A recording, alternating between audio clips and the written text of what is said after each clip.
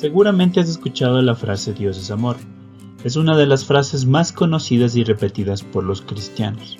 Lo podemos ver en camisetas, imágenes, peluches, regalos, etc. Es una frase tan conocida que también la repiten personas que no son cristianas. Es tan conocida que cuando alguien nos pregunta ¿cómo es Dios?, la respuesta más común es Dios es amor. Y sí, la verdad es que Dios es amor. La palabra nos enseña en 1 de Juan 4:8 lo siguiente: pero el que no ama no conoce a Dios porque Dios es amor. Podemos ver a lo largo de la Biblia cómo su amor se expresa hacia la humanidad, hacia su pueblo y hacia el más necesitado. El amor es la definición de Dios, por eso decimos que Dios es amor. El amor es el atributo básico de Dios, pero no es el único, porque sabemos que Dios también es omnipotente, santo, todopoderoso, justo, etc.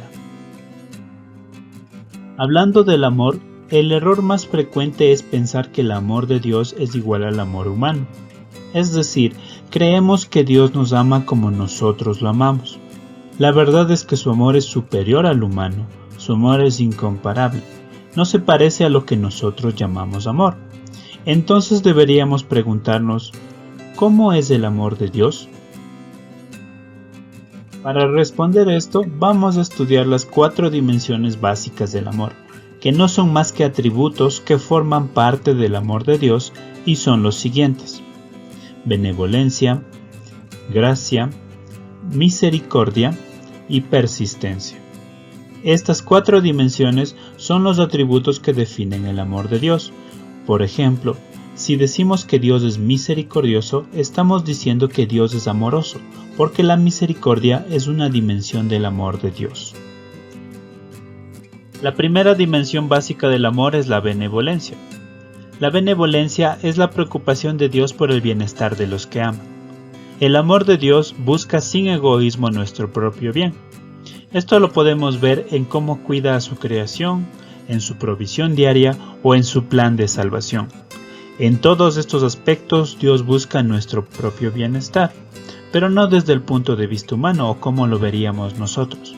Porque nosotros como seres humanos pensamos que el bienestar es tener mucho dinero, o tener muchas posesiones, o tener fama, o ser una persona muy influyente con la gente. Pero para Dios el bienestar es completamente diferente. Tiene que ver más con las cosas vitales o las cosas que necesitamos para vivir, como son la provisión, el alimento, la palabra, el aire, todo aquello que nos es importante para poder vivir. Por eso es que Dios envía a su Hijo para que podamos ser salvos, porque de eso depende nuestra vida. En 1 de Juan 4:10 podemos leer algo sobre la benevolencia. En esto consiste el amor verdadero, no en que nosotros hayamos amado a Dios, sino que Él nos amó a nosotros y envió a su Hijo como sacrificio para quitar nuestros pecados. Aquí podemos ver cómo Dios vela por nuestro bienestar enviando a su Hijo, incluso si tiene que morir, pero con el motivo de que nosotros podamos ser salvos. Tenemos varios ejemplos acerca de la benevolencia de Dios. En el Salmo 145:16, el salmista escribe: cuando abres tu mano, sacias el hambre y la sed de todo ser viviente. Dios cuida y provee a todo ser viviente. Esto incluye los animales salvajes, los animales domésticos, las aves del cielo, los peces, las plantas. Toda criatura viviente es provista y cuidada por Dios. Jesús nos dio una valiosa lección acerca de la benevolencia. En Mateo 6:26 nos dice lo siguiente: miren los pájaros, no plantan ni cosechan ni guardan comida en graneros, porque el Padre Celestial los alimenta. ¿Y no son ustedes para Él mucho más valiosos que ellos? Lo que nos enseñó Jesús es que es el Padre quien alimenta a las aves del cielo. Ellas no se preocupan por el alimento ni la protección porque el Señor ya les garantiza ese cuidado y esa provisión.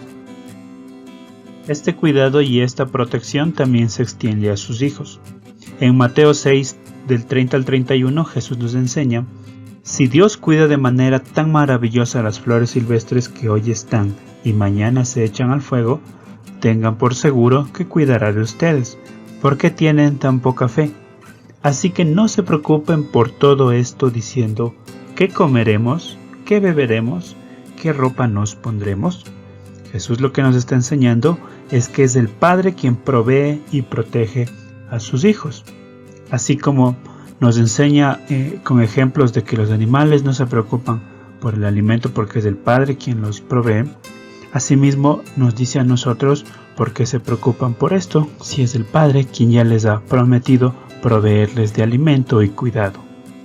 En estas enseñanzas de Jesús podemos ver muy claramente la benevolencia de Dios y cómo se muestra a todo ser viviente. Tal vez te preguntes, ¿Dios es benevolente solo con los cristianos? La respuesta es no.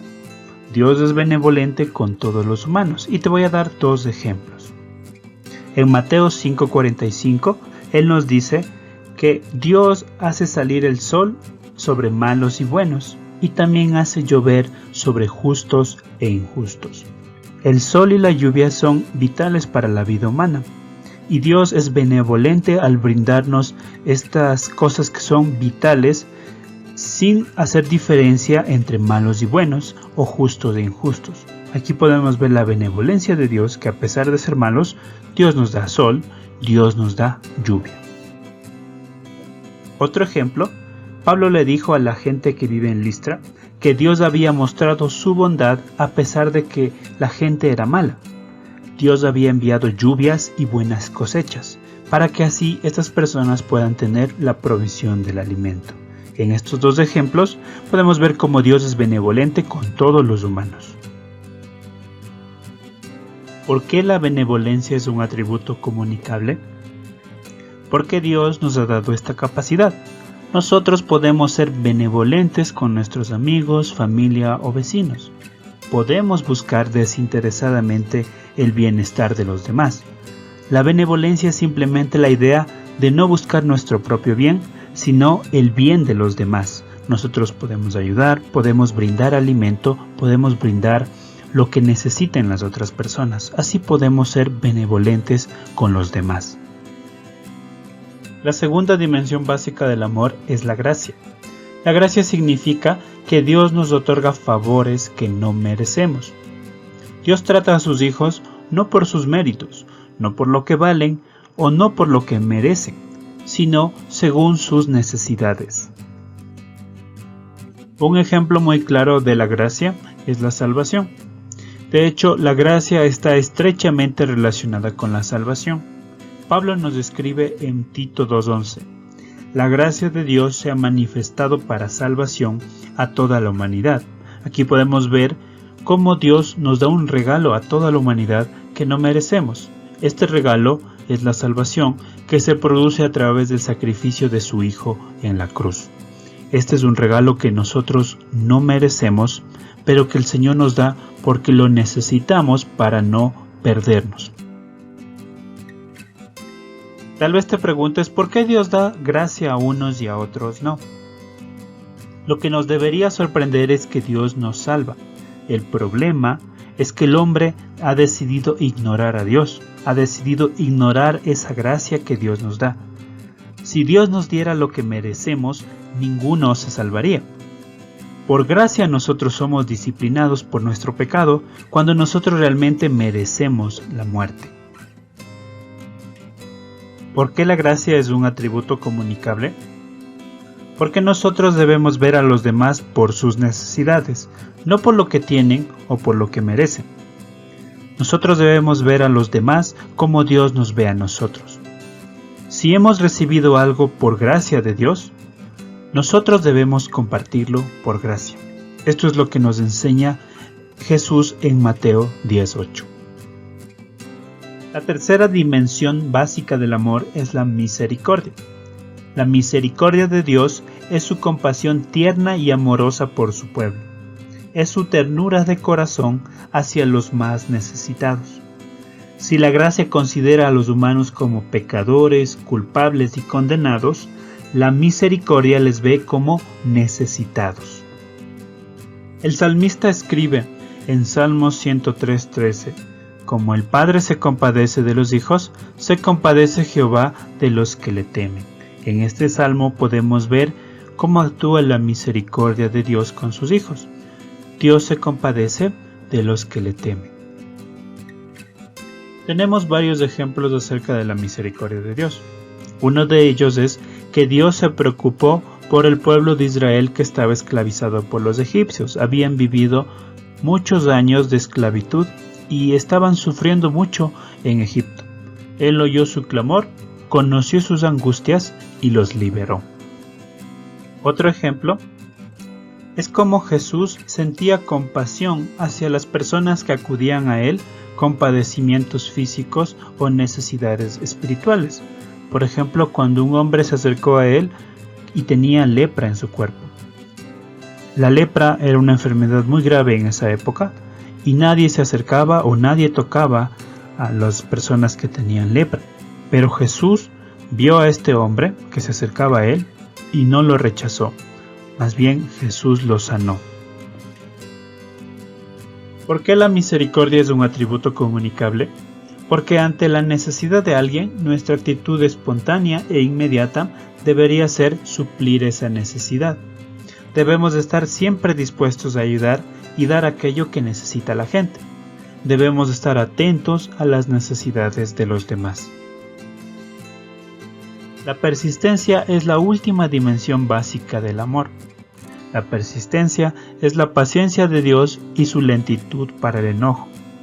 Esto quiere decir que Dios ha contenido el juicio y su ira por mucho tiempo para seguir ofreciendo salvación y gracia hasta que Él vuelva.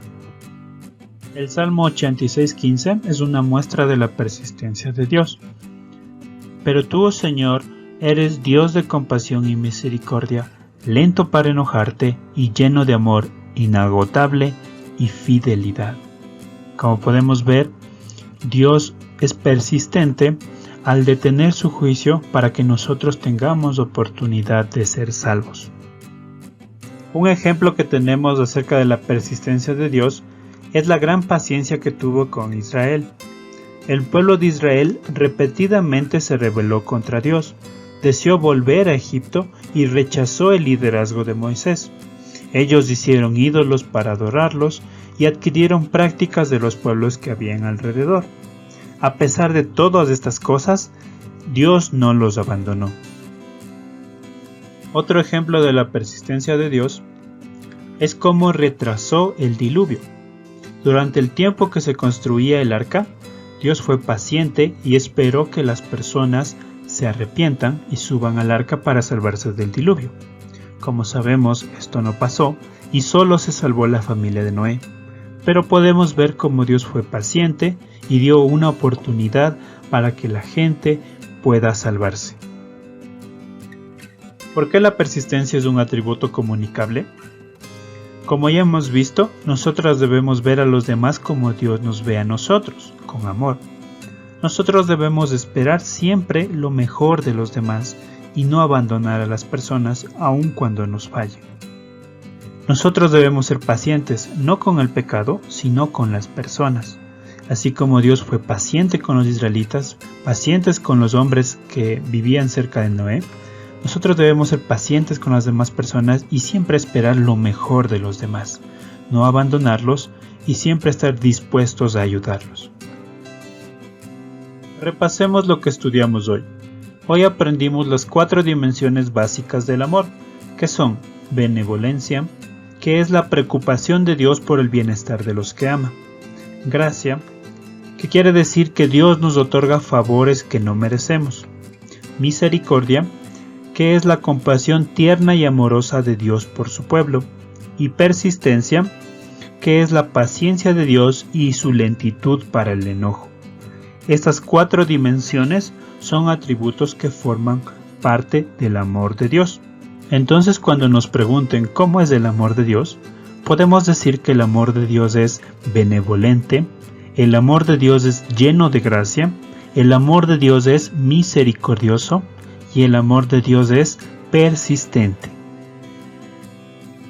Ahora que ya sabemos en qué consiste el amor de Dios, quiero hacerte una pregunta. ¿Amas a los demás como Dios te ama a ti? ¿Eres benevolente, misericordioso? ¿Eres lleno de gracia y eres persistente con los demás? Quiero que recuerdes el versículo que leímos al inicio, 1 de Juan 4:8. Pero el que no ama, no conoce a Dios porque Dios es amor. Si el amor que mostramos a los demás no tiene estas 4 características que hemos estudiado hoy, no podemos decir que amamos a los demás como Dios nos ama a nosotros. Y si no amamos a los demás, no podemos decir que conocemos a Dios porque Dios es amor. Espero que esta clase te haya sido de bendición y nos vemos en una próxima ocasión.